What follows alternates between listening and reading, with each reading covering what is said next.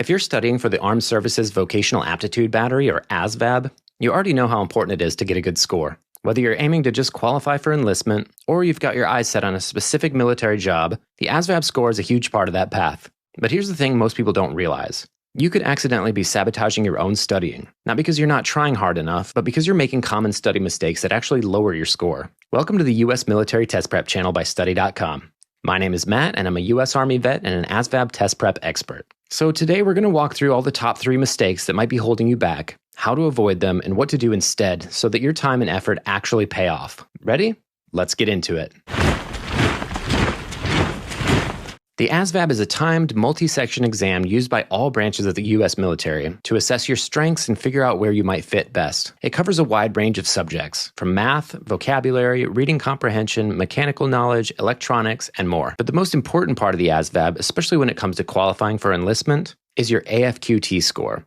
That stands for Armed Forces Qualification Test. It's based on 4 sections: word knowledge, paragraph comprehension, arithmetic reasoning, and mathematics knowledge. Now, because there's so much riding on this one test, it's easy to panic and overdo it. People think that more studying automatically means a better score. But if you're not studying the right way, you're not going to see the results that you want. You might even be making things harder on yourself without even realizing it. The goal of today's video is to help you avoid the traps that can mess with your progress and set you up for a smarter, more effective study routine. The truth is, the way you study matters just as much as what you study. And the ASVAB isn't like a normal school test where you can cram the night before and get by with a passing grade. The test is designed to measure long-term understanding, not short-term memory. If you're falling into these common study mistakes, it doesn't matter how many hours you're putting in. You might still be stuck at the same score, or even worse, see it drop. That's not only discouraging, but it can delay your enlistment, limit your job choices, or even force you to wait weeks or months for a retake. So understanding what not to do is just as important as knowing what you should do. One of the biggest mistakes is studying without a clear plan.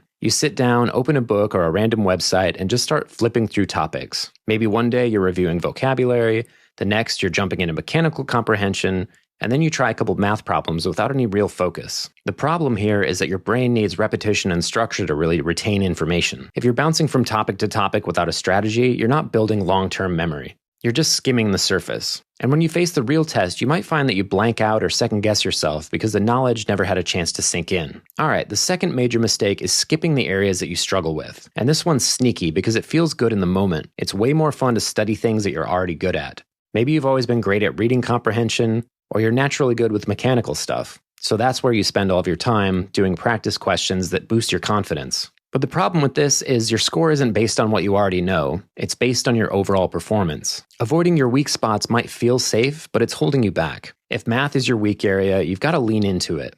If vocab is tripping you up, you've got to face that head on. The only way to improve your ASVAB score is to improve the areas where you're scoring the lowest. And the third mistake is not using the right tools. And this is a big one. Just searching for ASVAB stuff online might lead you to outdated resources, confusing explanations, or material that's way too advanced or too basic. You might even come across practice tests that don't match the real format of the exam, and that's just not helpful. I might even go as far as to say it's harmful. If you're practicing the wrong material, then you're training your brain in the wrong direction. You'll waste time and go into the real test feeling unprepared or even misled about what to expect. What you need is material that's accurate, updated, and designed specifically for the ASVAB. You need guided lessons that explain not just the answers, but the reasoning behind them so you actually learn. That's where trusted resources like Study.com's ASVAB study guide and test prep come in. It gives you targeted practice based on your personal strengths and weaknesses, and it breaks down the tough stuff in a way that's actually easy to understand. That way, you're not guessing at what to study, you're following a proven path. Alright, so now that you know the biggest mistakes to avoid, what should you actually do next?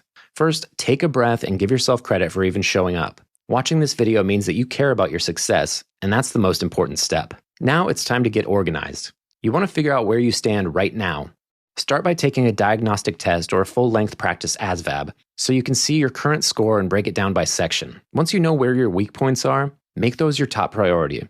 Build a study schedule that focuses extra time on those subjects but still keeps the others in the mix. Balance is important, but focus is key. Then make your study sessions intentional. Instead of saying you'll study math for an hour, decide exactly what kind of math you'll work on. Will it be solving linear equations, fractions and decimals, word problems? Be specific. That way you're not wasting time trying to figure out what to review. You're diving right in. And don't forget about practice testing.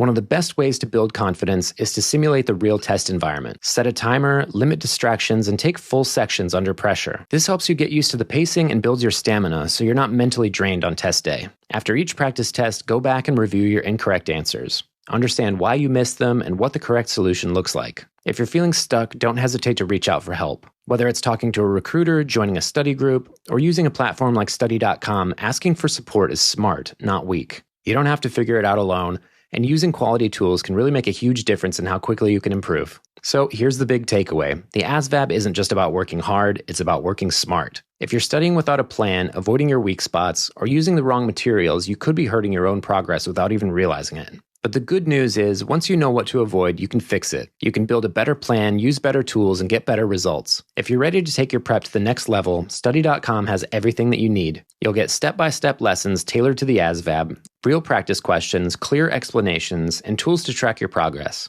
It's all designed to help you study smarter, not harder. If this video helped you out, give it a thumbs up, drop a comment with any questions or topics you want for us to cover in the future, and don't forget to subscribe for more U.S. military test prep content. Stay sharp, and I'll see you in the next video.